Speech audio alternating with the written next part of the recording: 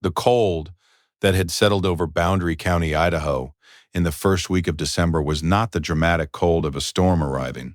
It was the cold that simply stays, the kind that moves into the walls of a house and does not announce itself and does not leave.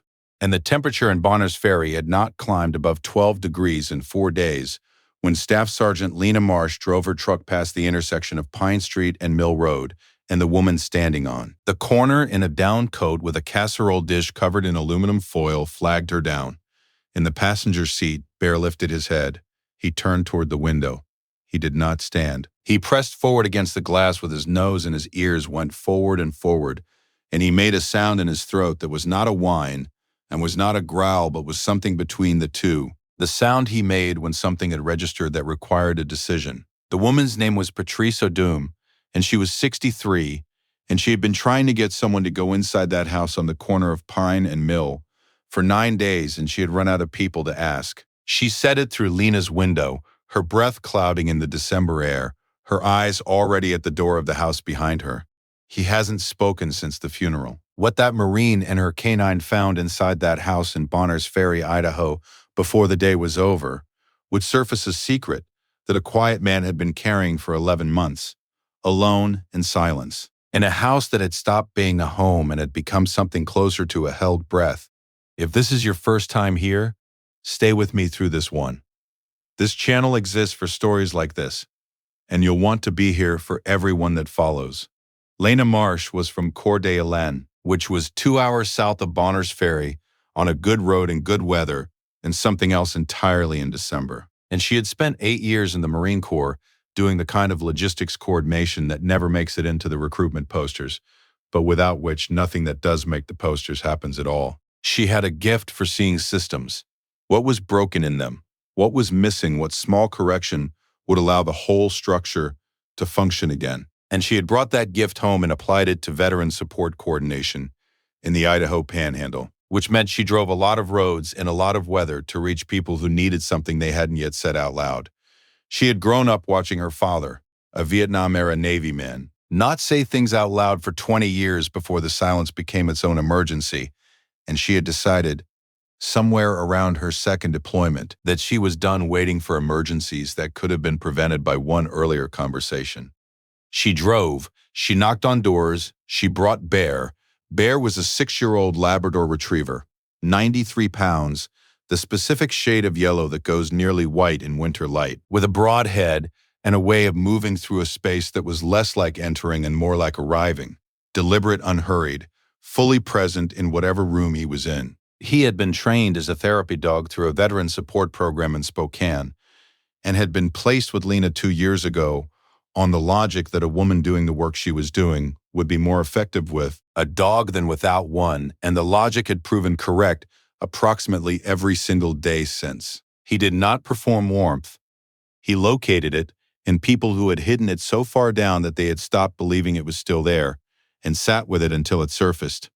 He was, in Lena's considered assessment after 2 years of watching him work, the most effective tool she had ever had, and she had said so in a grant application, which was probably the only grant application in the history of Idaho Veteran Services that used the word tool in reference to a 93-pound Labrador and got funded. He was pressed against the passenger window with his ears fully forward and that sound still in his throat, and Lena had learned not to argue with that sound. The house on the corner of Pine and Mill was a dark green Cape Cod with white trim that had been well kept and recently was not. The porch railing had a gap where a spindle had come loose and not been replaced. The walk had not been shoveled and then had snowed on again so that the footprint of one trip out and back was visible under 6 inches of new accumulation. 1 trip in 9 days. The lights in the front room were off. The light in what was probably a back bedroom was on. Patrice Odum stood on the porch while Lena knocked and told her what she knew, in the low, urgent voice of a neighbor who has been watching something go wrong for longer than she can keep quiet about it. His name was Howard Greer. He was 79 years old. He had been a school teacher, 4th grade, Boundary County Elementary, for 31 years, and then a substitute until he was 72, because he said the children still needed what he had, and he was still capable of giving it, and retirement was a word that made sense to people who had been doing something they wanted to stop. His wife, Margaret, had died 11 months ago. Pancreatic cancer, Fast, the kind that doesn't give you time to prepare, only time to be present for the ending, which Howard had been every day. At the hospital in Spokane, making the 2-hour drive both ways until she was gone, and then making it home alone for the first time in 54 years. He had a daughter in Portland named Diane who had come for the funeral and stayed 2 weeks and gone back to her life, because her life was there and her father had said he was fine, firmly, the way he said everything, with the authority of a man who had managed fourth graders for 3 decades and was accustomed to being believed. He had a son named Keith who lived in Boise and who Patrice had called twice. Keith had said his father was private and that pushing him would only make it worse, and that he'd be up for Christmas if the roads allowed. Christmas was 3 weeks away. Howard had not been out of the house in 9 days. He had not answered the door for the casserole Patrice brought on day 3, or the one she brought on day 6. On day 7, she had seen the curtain in the front room move when she came up the walk. On day 9, she had been standing on a corner in 12-degree weather with a third casserole, hoping someone would come along who could do something she had run out of ways to do herself. Bear was already at the door when Lena got to the porch. Not scratching, not whining, sitting, facing the door, with the complete stillness of an animal that has made a determination and is prepared to wait for the situation to confirm it. Lena knocked. "Mr. Greer, my name is Lena Marsh. I'm a veteran support coordinator. I'm not here to make you talk about anything. I have a dog who would like to come in if you'll let him. He's very large and very yellow, and he's been sitting at your door for approximately 45 seconds, which for him is a declaration of intent." From somewhere inside, something shifted. Not a voice. A sound? A chair? Maybe. A floor. "The dog can come in," said a voice that was rough in the way voices are rough when they have not been used in a while, when the instrument has been sitting in a cold room and needs time to warm. Lena looked at Bear. Bear looked at the door. The door opened. Howard Greer was 5'8" and had been, at some point in his recent past, heavier than he was now. Lena could see it in the way his flannel shirt fit, or didn't, in the way his belt was on a notch it hadn't been made for. He had white hair and the face of a man who had spent 31 years listening carefully to children, which left a specific mark, a patience in the features, a quality of attention that doesn't leave even when everything else changes. His eyes, when they found Bear, were the eyes of a man who has been in a house alone for 9 days and has just encountered something warm and uncomplicated and present. Bear walked in without being invited because he had already been invited.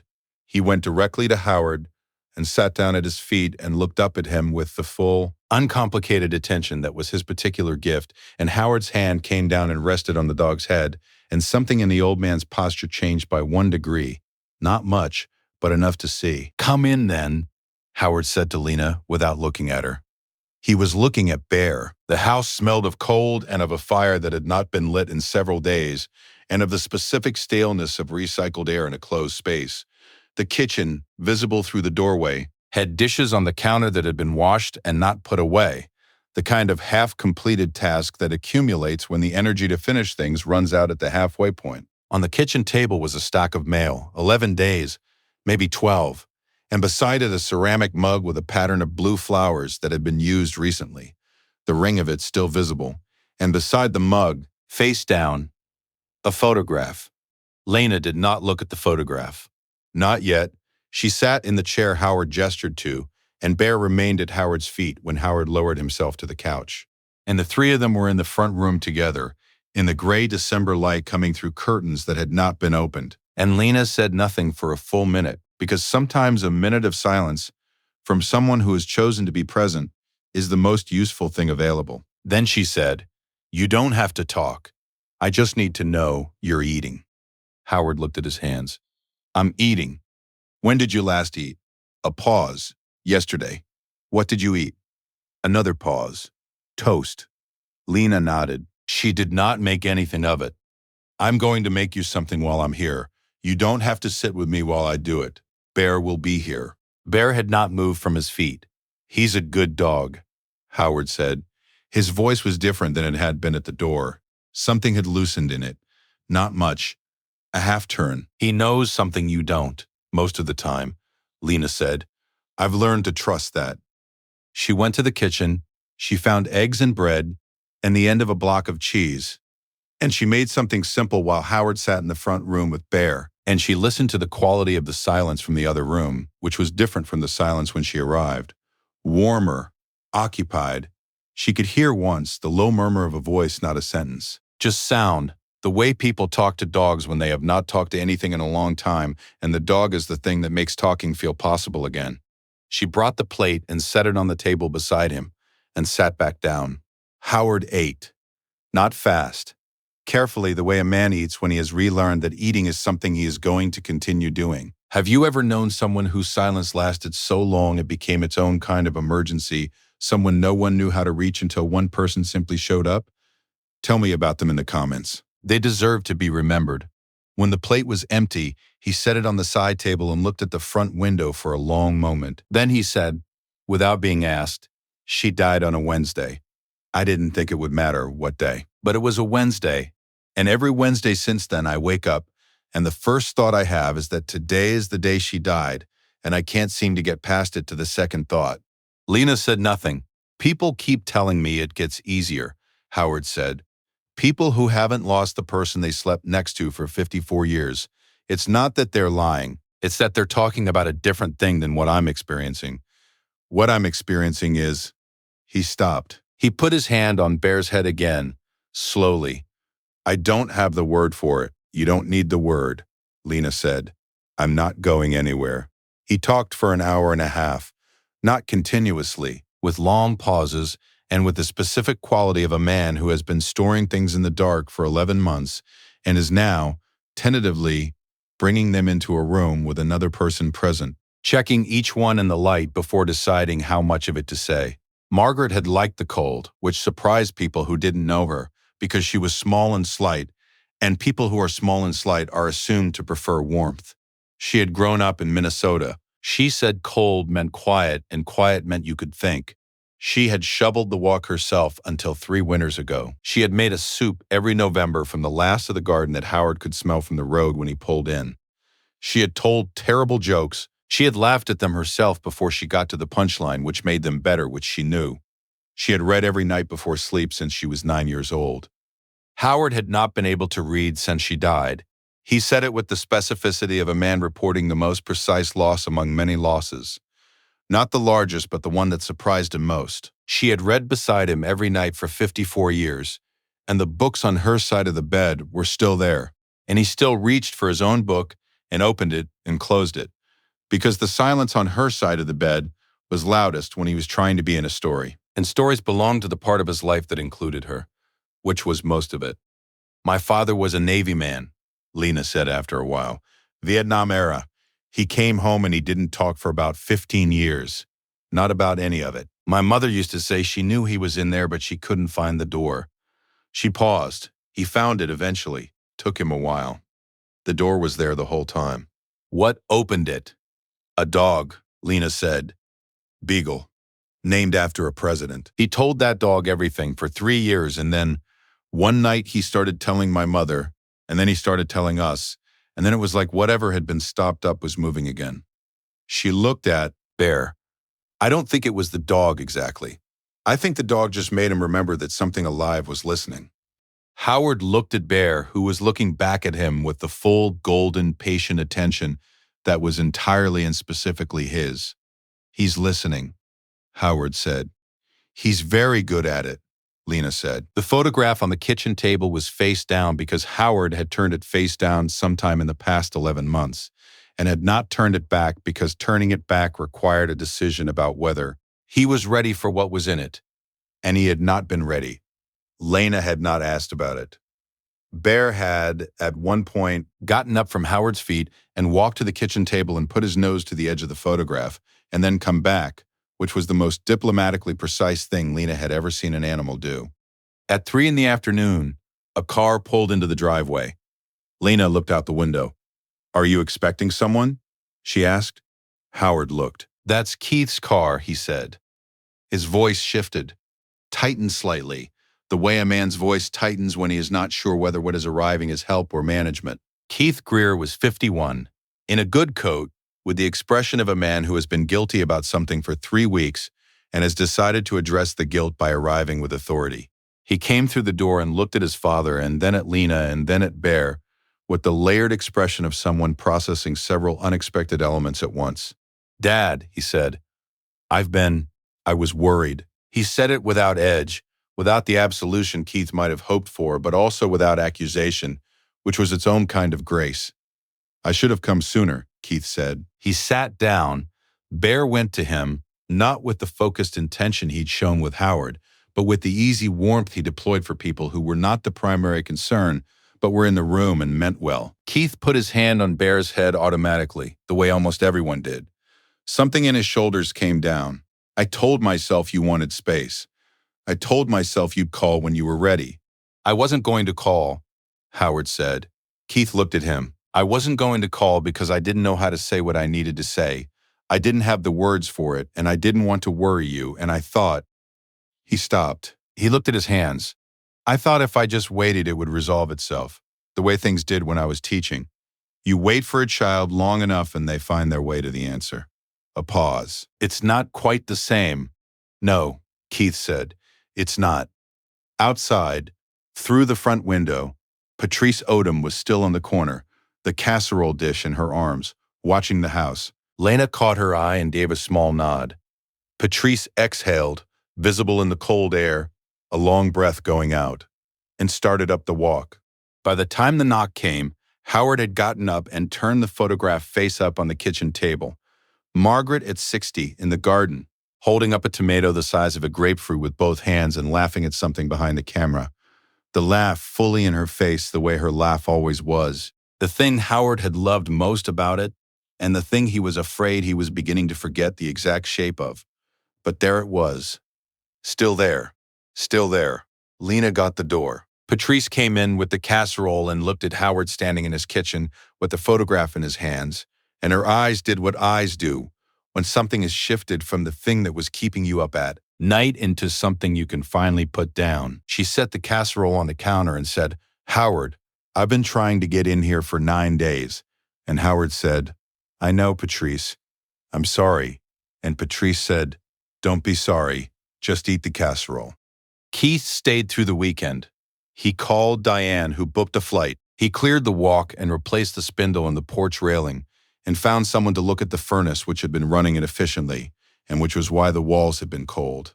He brought a stack of paperback novels from the bookshop on Main Street and set them on Howard's nightstand, not on Margaret's side.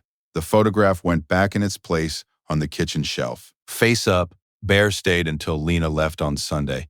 At the door, Howard crouched, carefully with the deliberateness of a man who knows his knees, and held Bear's face in both hands and looked at him with the direct, patient attention of a man who had spent 31 years knowing how to see what was in front of him. "Thank you," Howard said to the dog. Bear leaned his forehead into Howard's hands. Lena drove back south on the highway with Bear in the passenger seat, and the Selkirk Range going dark blue on the right, and the last of the Sunday light coming off the Kootenai River. And she thought about her father and his beagle and the 15 years of silence that had eventually opened. And she thought about Margaret's laugh that was still in a photograph on a kitchen shelf in Bonner's Ferry. Still there. Still the thing it always was. And she thought that this was perhaps what the work was actually for. Not the crisis, not the intervention, not any of the words the grant applications used. But this. A man standing in his kitchen holding a photograph. A door that had been closed for 11 months. Open. There are moments that feel less like coincidence and more like arrangement. Lena had driven that intersection 100 times. Patrice Odom had been standing on that corner for 45 minutes in 12-degree weather, and Lena was the first person who stopped. Bear had pressed his nose to the window and made a sound between a whine and a growl, a sound he had never made in 6 years. And Lena had pulled over because she had learned, completely and without reservation, to trust that sound. She did not drive past. What Lena Marsh did that December morning in Bonner's Ferry, Idaho, was not extraordinary in the way we usually mean the word. She had the same hours anyone else had. She saw a woman on a corner with a casserole dish and a dog pressed against her window, and she pulled over. She knocked on a door. She made eggs. She sat in a room and listened for an hour and a half, while a man found his way back toward words. She simply did not drive past. This story is for every Howard Greer, The ones whose silence has gone on long enough that the people who love them have stopped knowing how to knock. And for every Patrice Odom standing in the cold with a casserole, hoping someone will come along who knows what to do next, is there someone in your life who went quiet after a loss? Someone you've been meaning to check on and haven't? This week, not next week. This week. And if you've lost someone whose silence you wish you'd gone looking for sooner, leave their name below. This section is for them. Every story on this channel is about choosing not to look away. If that stays with you, subscribe. There are more of these, and you'll want to be here. Which moment in this story will you carry with you? I'll see you in the comments.